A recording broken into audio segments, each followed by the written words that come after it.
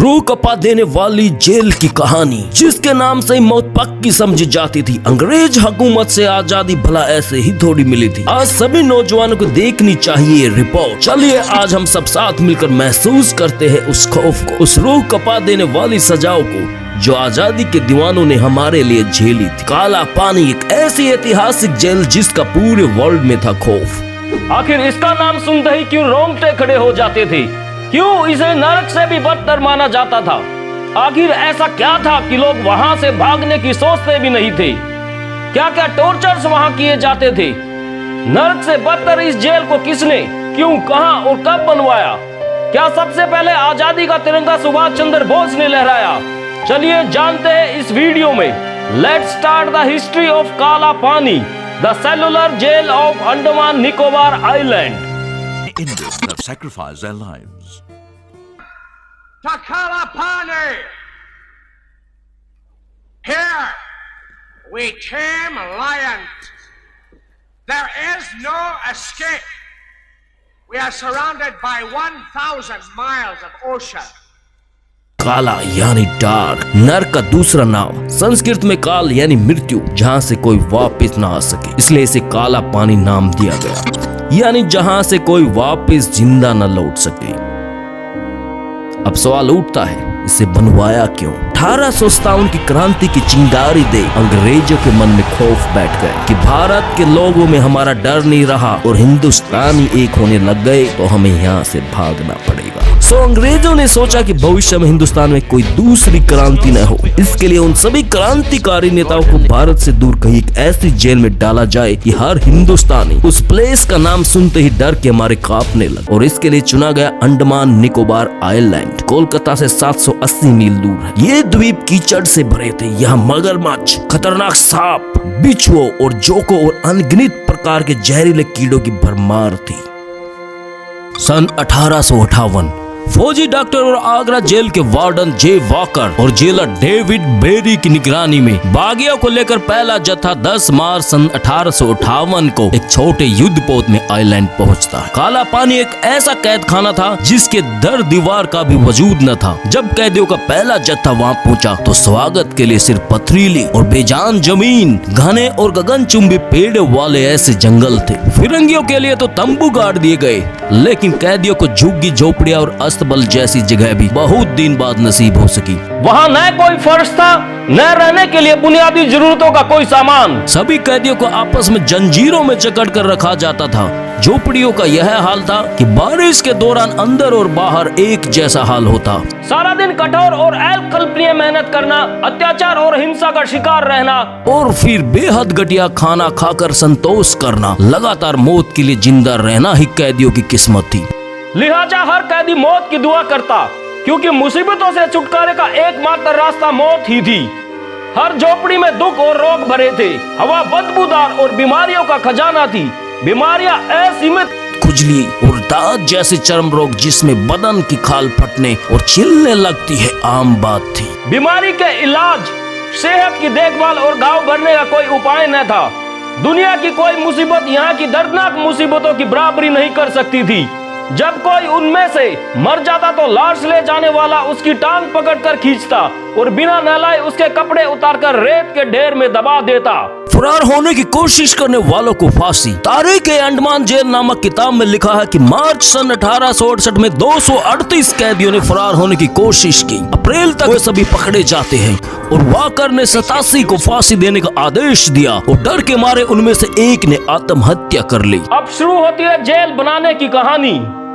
1896 में cellular jail का निर्माण आरंभ हुआ। बर्मा से ईंटें लाई गई। कैदियों को ही खुद जेल का निर्माण करना पड़ा। 5 लाख से अधिक रुपयों के खर्च से सेलुलर जेल का निर्माण सन 1906 में पूरा हुआ। जेल के बीच में एक टावर बनाया गया ताकि कैदियों पर सख्त पहरा रखा जा सके। इस जेल के अंदर 694 कोठरियां बनाई गई जो कि 7 फुट चौड़ी और 13 फुट लंबी थी। बिल्डिंग इस प्रकार की बनाई गई कि भागने वाला कैदी को भी दिशा का ज्ञान ना हो सके। अक्सर जेल की 4 दीवारियां बड़ी ऊंची बनाई जाती है, लेकिन सेलुलर जेल की दीवार इतनी छोटी थी कि कोई भी उसे आराम से पार कर सकता था। दीवार पार चारों तरफ तरफ समुंदर ही समुंदर था। कैदियों की मानसिक प्रताड़ना के लिए जेलर कोठरियों को बंद कर चाबियां अंदर फेंक देते, लेकिन ताले इस तरह से बनाए गए कि बंदी जेल के अंदर से ताले तक न पहुंच सके। जेल के अंदर हर कोठरी में सिर्फ एक एल्युमिनियम की प्लेट, 2 बर्तन, एक पानी पीने के लिए और एक शौच के समय इस्तेमाल के लिए और एक कंबल होता।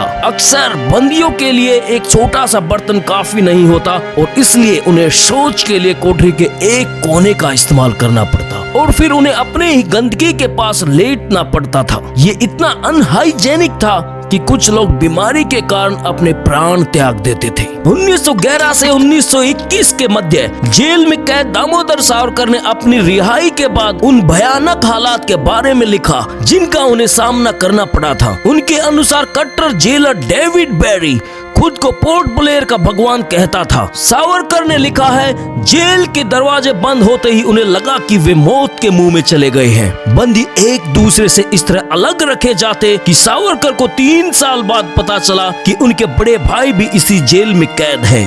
सन 1909 और 1931 के बीच सेलुलर जेल के जेलर डेविड बेरी को नए नए अंदाज में सजा देने के लिए माहिर माना जाता था। डेविड बेरी का कहना था कि उनकी किस्मत में लिखा है कि वह अपनी महारानी के दुश्मनों को फांसी देने या गोली मारने की बजाय प्रताड़ना और शर्मनाक अत्याचार से समाप्त कर देंगे। उनमें चक्की चलाना, तेल निकालना, पत्थर तोड़ना, लकड़ी काटना, एक हफ्ते तक हथकड़ियों और बेड़ियों में खड़े रहना, 4-4 दिन तक भूखे रखना आदि शामिल था। तेल निकालने का काम और भी दर्दनाक था। आम तौर पर सांस लेना बहुत मुश्किल होता था, जबान सूख जाती थी, दिमाग सुन्न हो जाता था, हाथों में छाले पड़ जाते थे। पैर में बेड़ियां बांध कैदियों को बैल की जगह कोलू में कोकोनट ऑयल निकालने के लिए इस्तेमाल किया जाता था और उनको 30 पाउंड ऑयल निकालने का टारगेट दिया जाता था। हाथों से नारियल छिलवाने का काम दिया जाता था। अगर कोई गलती करता तो उसे इतने कोड़े मारे जाते कि वो ना तो बैठ सका और ना ही आराम से सो सकता था। उनको यह सजा फ्लॉकिंग फ्रेम पर बेल्ट बांधकर दी जाती थी और जो क्रांतिकारी ज्यादा विरोध करता उसे फांसी दी जाती थी। कैदियों के लिए 3 प्रकार की बेड़ियां बनाई गई थी। नंबर 1 फ्लेक्सिबल बेड़ियां जिसमें कैदी बैठ और चल सकता था। नंबर 2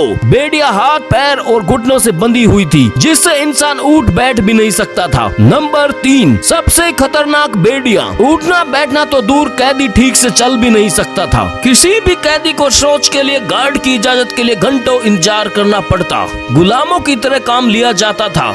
कुछ कैदी तो पागल हो जाते और दूसरे आत्महत्या करने पर मजबूर हो जाते, जबकि अंग्रेजों के लिए टेनिस कोर्ट, एक स्विमिंग पूल और अफसरों के लिए क्लब हाउस था। खाने में दाल के नाम पर जंगली घास का पानी और कंकरीले चावल दिए जाते थे। मई 1933 काफी यातना सहने के बाद बंदियों ने विरोध करने का फैसला लिया और जेल में बदसलूकी और बद इंतजामी के खिलाफ भूख हड़ताल शुरू की।